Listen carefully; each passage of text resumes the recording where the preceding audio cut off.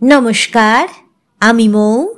আজ আমি আপনাদের যে গল্প দুটি পাঠ করে শোনাবো সেই গল্প দুটি পল্লী কবি জসীমউদ্দিনের লেখা খুব মজার মন ভালো করা গল্প, জামাইয়ের শ্বশুরবাড়ি যাত্রা এবং চুক্তি।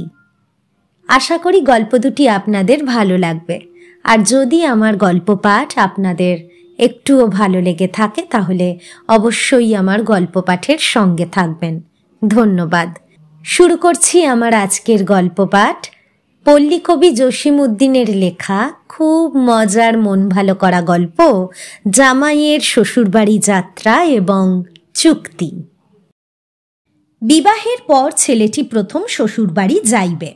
সে গোপনে কিছু টাকা পয়সা সংগ্রহ করিয়া বউয়ের জন্য একখানা শাড়ি, কয়েক গাছা চুড়ি আর এক ছড়া পুঁতির মালা কিনিয়া সঙ্গে লইল। যাইবার সময় মা উপদেশ দিলেন, বাবা, শ্বশুরবাড়ি যাইতে কাউকে সঙ্গে লইবে না, আর সেখানে গেলে তোমার শাশুড়ি তোমাকে নানা রকম জিনিস খাইতে দেবে, কিন্তু তুমি যদি তার সব খাও লোকে বলিবে জামাই পেটুক, তাই শাশুড়ি কিছু পাতে দিতে গেলেই প্রথমে না না বলিবে। হ্যাঁ, ছেলে মায়ের সকল কথা অক্ষরে অক্ষরে পালন করিবে, এই প্রতিজ্ঞা করিয়া শ্বশুরবাড়ির পথে রওনা হইল। তখন ছিল দুপুরবেলা। পথ চলিতে চলিতে দুপুরবেলা গড়াইয়া পড়িল। সে পিছন ফিরিয়া দেখিল তার সঙ্গে সঙ্গে ছায়া আসিতেছে। এতক্ষণ সূর্য মাথার উপর ছিল বলিয়া সে আগে তাহাকে দেখে নাই। সে ছায়াকে বলিতে লাগিল, ছায়া, তুই বাড়ি ফিরিয়া যা, জানিস তো মা আমাকে একলা শ্বশুরবাড়ি যাইতে বলিয়াছে, তুই আমার সঙ্গে আসিস না। ছায়া তবু তাহার সঙ্গে সঙ্গে আসে। ছেলেটি আরও অনুনয় বিনয় করিয়া বলে, ছায়া, তুই আমার ভাই হইবি, বন্ধু হইবি, আমার গাই বিয়াইলে তার দুধ দিয়া তোকে নাড়ু বানাইয়া দিব, উড়কি ধানের মুড়কি খাইতে দিব, আম কাঁঠাল ভাঙিয়া দিব, তুই ডালে বসিয়া খাইস, দেখ তুই আমার সঙ্গে আসিস না। ছায়া তবু তাহার পাছ ছাড়ে না। ছেলেটি আবার বলে, ছায়া, সোনা মানিক, তুই যদি এমন করিয়া আমার পাছ লইবি তবে যে আমার শ্বশুর বাড়ি যাওয়া হয় না। ছায়া তবু তাহার সঙ্গে সঙ্গে আসে। ছেলেটি তখন বউয়ের জন্যে যে এক ছড়া পুঁতির মালা লইয়া আসিয়াছিল তাহাই পথের মধ্যে ফেলিয়া দিয়া বলিল, ছায়া, তুই এই মালাটি লইয়া বাড়ি ফিরিয়া যা, আমার সঙ্গে আসিস না। তখন একখণ্ড মেঘে সূর্য ঢাকা পড়িয়াছিল। ছেলেটি পিছন ফিরিয়া চাহিয়া দেখিল ছায়া তাহার সঙ্গে সঙ্গে আসিতেছে না। সে খুশি হইয়া জোরে জোরে পা ফেলিয়া শ্বশুরবাড়ির দিকে হাঁটিয়া চলিল। কতক্ষণ পরে সূর্যের উপর হইতে মেঘ সরিয়া গেল। ছেলেটি পিছন ফিরিয়া চাহিয়া দেখে ছায়া আবার আসিয়া তাহার পাছ লইয়াছে। ছেলেটি বলিল, ছায়া, তুই আবার আমার সঙ্গে সঙ্গে আসিতেছিস? আমার বউয়ের জন্য 2 জোড়া কাঁচের চুড়ি লইয়া আসিয়াছি, তুই তাহাই লইয়া বাড়ি ফিরিয়া যা, আর আমার পিছু লইস না। এই বলিয়া সে 2 জোড়া চুড়ি পথের মধ্যে ফেলিয়া দিল। তখন সে একটি বনের মধ্যে আসিয়া পড়িয়াছিল। সে পিছন ফিরিয়া চাহিয়া দেখিল ছায়া তাহার সঙ্গে সঙ্গে আসিতেছে না। ছেলেটি আরও জোরে জোরে পথে চলিতে লাগিল। খানিক চলিয়া বনের পথ শেষ হইল। এবার পথের উপর বিকালের রোদ উঠিয়াছে। ছেলেটি পিছন ফিরিয়া চাহিয়া দেখিল ছায়া এবার আরও বড় হইয়া তাহার পাছে পাছে আসিতেছে। ছেলেটি তখন আরও অনুনয় বিনয় করিয়া বলিল, ছায়া, তোকে আমি পুঁতির মালা দিলাম, 2 জোড়া চুড়ি দিলাম, তবু তুই আমার পাছ ছাড়িলি না। আর তো আমার কাছে একখানা শাড়ি মাত্র আছে, তাও যদি তোকে দেই তবে বউয়ের কাছে কি লইয়া হাজির হইব। ছায়া, সোনা মানিক, তুই বাড়ি ফিরিয়া যা। ছায়া তবু যায় না। তখন শাড়িখানা পথে ফেলিয়া দিয়া সে বলিল, ছায়া, শাড়িখানা লইয়াই তুই বাড়ি ফিরিয়া যা। এবার বেলা ডুবু ডুবু, সন্ধ্যা হয় হয়। ছেলেটি পিছন ফিরিয়া দেখিল ছায়া চলিয়া গিয়াছে। সে জোরে পা ফেলিয়া নানা পথ ঘুরিয়া শ্বশুরবাড়ি আসিয়া উপস্থিত হইল। জামাই শ্বশুরবাড়ি আসিয়াছে। শাশুড়ি কত রকমের খাবার তৈয়ার করিয়াছে, কিন্তু খাইতে বসিয়া জামাই মায়ের উপদেশ মনে মনে আওড়াইতে লাগিল। মা বলিয়া দিয়াছিলেন, শ্বশুরবাড়ি যাইয়া কম করিয়া খাইবি। শাশুড়ি জামাইকে খাওয়াইতে বসিয়া তার পাতে এটা দেয় ওটা দেয়। জামাই কেবল বলে, না না, আর দিবেন না। শাশুড়ি ভাবিল জামাইয়ের বুঝি অসুখ করিয়াছে, তাই সে আর পীড়াপিড়ি করিল না। জামাই না খাইয়াই খাওয়া শেষ করিল। রাত্রে শুইতে যাইয়া ক্ষুধার জ্বালায় জামাইয়ের আর ঘুম আসে না। জোর করিয়া শাশুড়ি জামাইয়ের পাতে যেসব বড় বড় গোস্তের টুকরা, সন্দেশ, রসগোল্লা, দই, মিষ্টি ইত্যাদি কত রকমের খাবার দিয়াছিল, জামাই না খাইয়া সেগুলি পাতে ফেলিয়া রাখিয়াছিল। তাহারাই যেন রাতের অন্ধকারের উপর মিছিল করিয়া ঘুরিয়া বেড়াইতেছে। জামাইয়ের ক্ষুধার্ত জিহবা হইতে টসটস করিয়া পানি পড়িতে লাগিল। রাত্রি অনেক হইল, কিন্তু দারুণ ক্ষুধার জ্বালায় কিছুতেই তাহার ঘুম আসে না। বাড়ির সবাই ঘুমাইয়া পড়িয়াছে, কুকুর বিড়ালও জাগিয়া নাই। জামাই ভাবে, নিশ্চয়ই রান্নাঘরে এখনো অনেক কিছু খাবার পড়িয়া আছে। সে পা টিপিয়া টিপিয়া অতি ধীরে ধীরে ঘর হইতে বাহির হইল।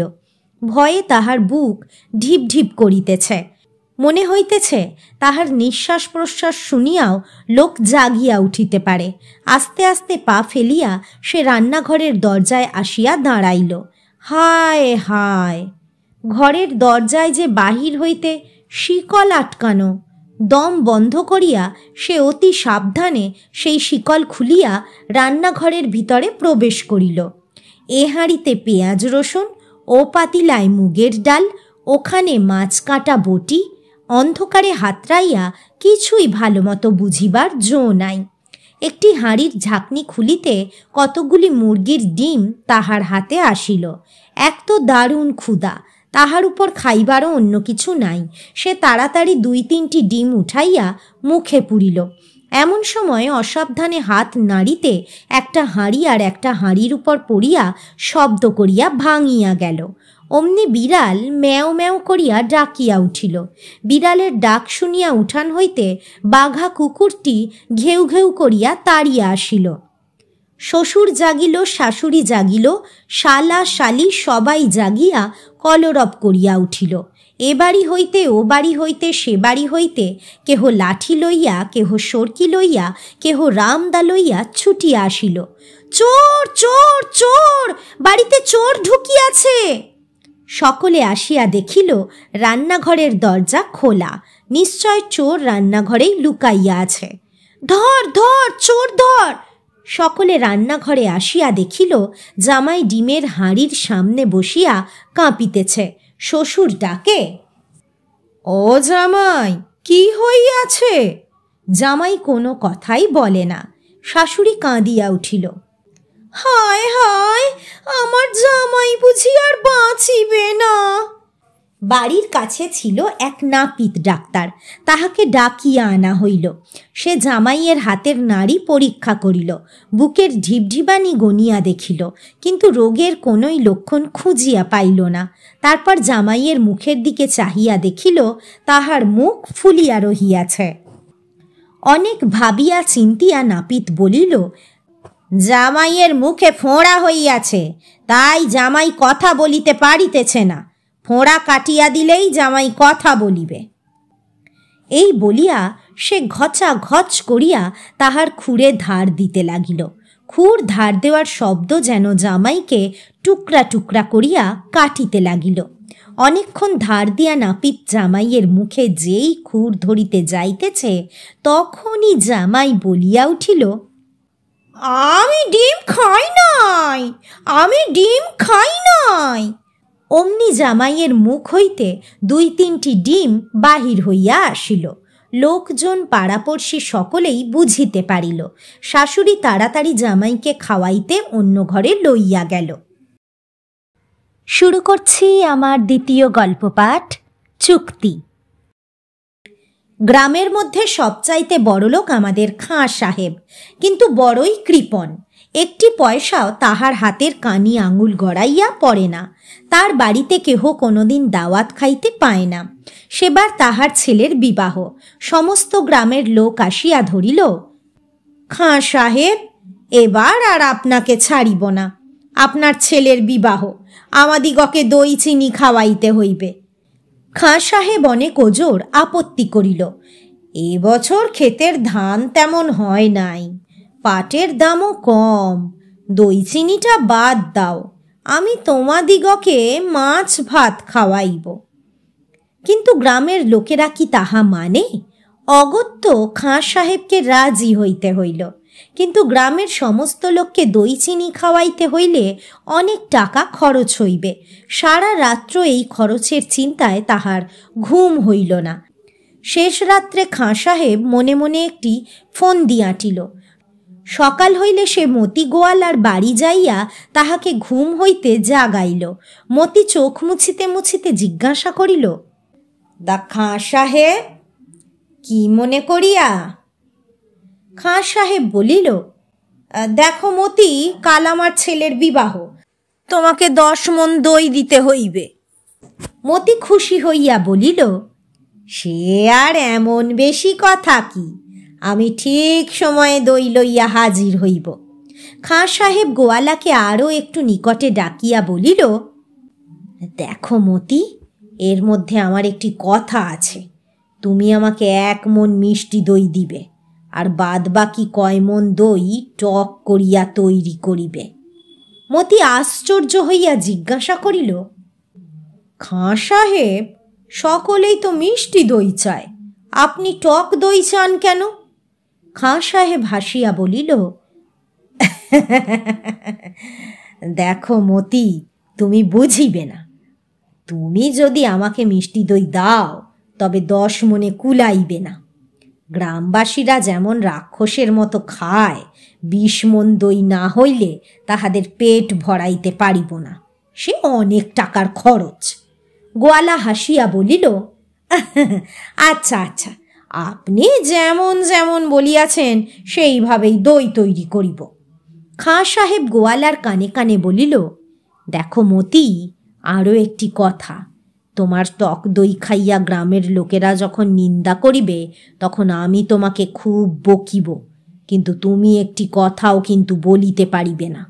এজন্য আমি তোমার টক দইয়ের প্রতি মনের দামে আরও 4 আনা করিয়া ধরিয়া দিব। হ্যাঁ, মনে থাকে যেন, আমি টক দই আনার জন্য তোমাকে যতই গালাগালি দিব, তুমি কিন্তু টু শব্দটিও করিবে না। হ্যাঁ? মতি হাসিয়া বলিল, হ্যাঁ, আচ্ছা আচ্ছা। নিমন্ত্রণের দিনে গ্রামের লোক খাইতে আসিয়াছে। মাছ ভাত খাওয়ার পর প্রত্যেকের পাতে যখন মিষ্টি দই পড়িল, তখন সকলেই খাঁ সাহেবের তারিফ করিতে লাগিল। কিন্তু 1 চামচ 2 চামচ করিয়া যখন পাতে পাতে টক দই পড়িতে লাগিল, তখন সকল লোকের মধ্যে হইচই পড়িয়া গেল। কেহ খাওয়া ছাড়িয়া উঠিয়া পড়িল, কেহ খাঁ সাহেবকে গালি পাড়িতে লাগিল। খাঁ সাহেব তখন গোয়ালাকে ডাকিয়া খুব রাগের সঙ্গে বলিল, দেখো, তুমি এত টক দই দিয়াছ কেন? গোয়ালা কোনো কথা বলে না। খাঁ সাহেব গলা আরো চড়াইয়া বলে, কি, এখন যে মুখ দিয়া কথা বাহির হয় না? বেটা পাজি নচ্ছাড়, এত টাকা দাম লইয়া আমাকে টক দই দিয়াছিস? হ্যাঁ, দাঁড়া, তোকে আমি মজা দেখাইতেছি। গোয়ালা তখনও কোনো কথা বলে না। খাঁ সাহেব আরো রাগিয়া বলে, বেটা নচ্ছাড়, ভাবিয়াছিস তোকে আমি এমনি ছাড়িয়া দিব? হ্যাঁ, এত লোকের খাওয়া নষ্ট করিলি, তার শাস্তি তোকে দিব না? তাহাকে এইভাবে বকিতে বকিতে খাঁ সাহেবের মাথা গরম হইয়া উঠিল। রাগের মাথায় গোয়ালার মুখে 82 আনা ওজনের 1 থাপ্পড় মারিয়া বসিল। মার খাইয়া গোয়ালা নিমন্ত্রিত লোকদের সামনে দাঁড়াইয়া জোরহাত করিয়া বলিল, দেখেন, সব লোকজন আপনারা 10 জনে ইহার বিচার করেন। খাঁ সাহেব কোরআন শরীফ মাথায় লইয়া বলুন, দই টক হইলে আপনারা কম খাইবেন, তাই আমাকে টক দই আনার জন্য বায়না দিয়াছিলেন কিনা? শুনিয়া গাঁয়ের সকল লোক খাঁ সাহেবের উপর ভীষণ চটিয়া গেল। খাঁ সাহেব নরম হইয়া কানে কানে আসতে গোয়ালাকে বলিল, কিরে মতি, তোর সঙ্গে কথা হইয়াছিল না? টক দই দেখিয়ে আমি খুব রাগারাগি করিব, তুই কিছু বলিবি না? এখন কেন সকল কথা ফাঁস করিয়া দিলি? গোয়ালা আরও আস্তে আস্তে খাঁ সাহেবকে বলিল, আপনার সঙ্গে চুক্তি হইয়াছিল, আপনি যতই গালাগালি করিবেন, যতই আমাকে বকিবেন, ধমকাইবেন, আমি কথাটিও বলিব না। যতক্ষণ আপনি রাগারাগি করিতে থাকিবেন আমি কিছুই বলিব না। কিন্তু আপনি আমার মুখে ৮২-র ১০ আনার একটি থাপ্পড় মারিলেও যে আমি কথা বলিব না, এ কথা তো চুক্তিতে ছিল না। গ্রামের সমস্ত লোকের কাছে খাঁ সাহেবের মাথা হেঁট হইল।